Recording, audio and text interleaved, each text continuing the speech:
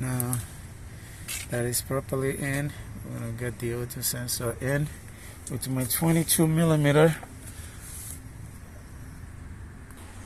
Because of the amount of thread chasing that we've had to do on the bung, I'm going to bring the O2 sensor and this part of the spacer to the vise and tighten the O2 sensor on here first, so that there is no amount of pressure needed to be applied once this part of the spacer is attached to the exhaust. I am also going to apply a little bit of JB Weld exhaust mud to this to fill up the space and let it cure for some time before hand tightening this combo to it on the exhaust. 22 millimeter wrench. We're going to tighten the O2 sensor tight enough. That's there in place. Now there is no need.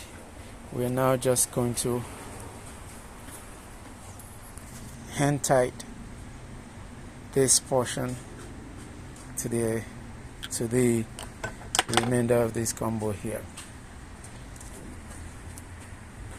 Here's this steel stick from JB Weld that I'm going to apply to this guy here and put it in the bung. Get a piece of this paste with equal amount of gray and black and mix well.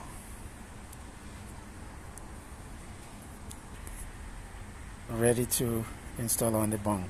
Here's that portion already on the bung. I'm gonna let it cure for some time and then install the O2 sensor.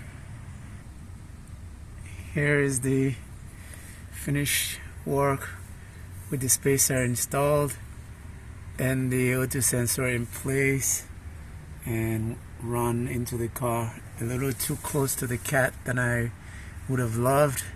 I would have wanted to be somewhere down here, but that's where it tightens with the borched bung that we have there. So I hope this helped anyone in case you stripped this bung on your O2 sensor. The Leslie O2 thread chaser is what I used to repair that, and then of course this spacer that I was installing because of the P0420 was installed there. Otherwise you would have just put the O2 sensor directly. Sorry for the lighting, the battery is dying on the phone. Thanks for watching. Hopefully this helps anyone. Thumbs up and subscribe if you like. Thank you.